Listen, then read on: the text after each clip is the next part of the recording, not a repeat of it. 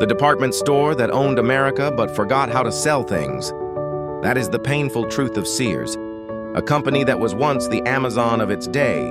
This is a cautionary tale about the peril of diversification without focus, and how a leadership obsessed with financial maneuvering can utterly fail to execute a retail turnaround. For most of the 20th century, Sears was retail royalty. They pioneered mail-order catalogs, making goods available across rural America.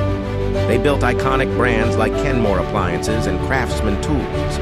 At their height, they owned everything from the massive Sears Tower skyscraper to Allstate Insurance.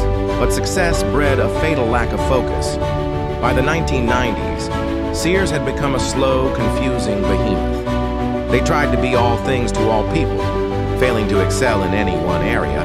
They were outmatched by Walmart on price, Best Buy on electronics, and Home Depot on home improvement. But the real structural death blow came in 2005, when Kmart merged with Sears under the leadership of hedge fund manager Eddie Lampert. Lampert's strategy was not retail-focused. It was financially driven.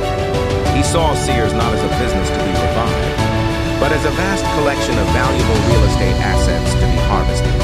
The core focus shifted from optimizing the customer experience, improving stores, updating technology, or training staff, to financial engineering, selling off valuable pieces of the company and shuffling assets.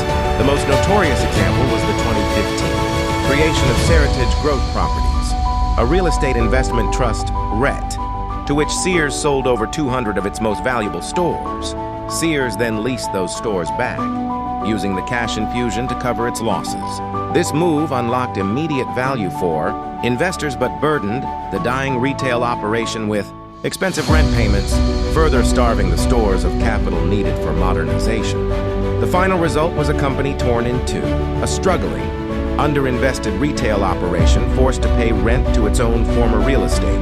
While the real estate portfolio was valuable, the retail business itself, the thing that gave the locations purpose, was allowed to decay into an empty shell.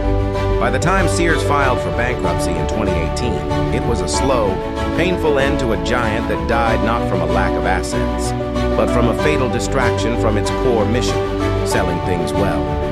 The lesson: your physical assets are meaningless if the core business that drives foot traffic is failing. If leadership focuses on financial spreadsheets instead of the customer experience,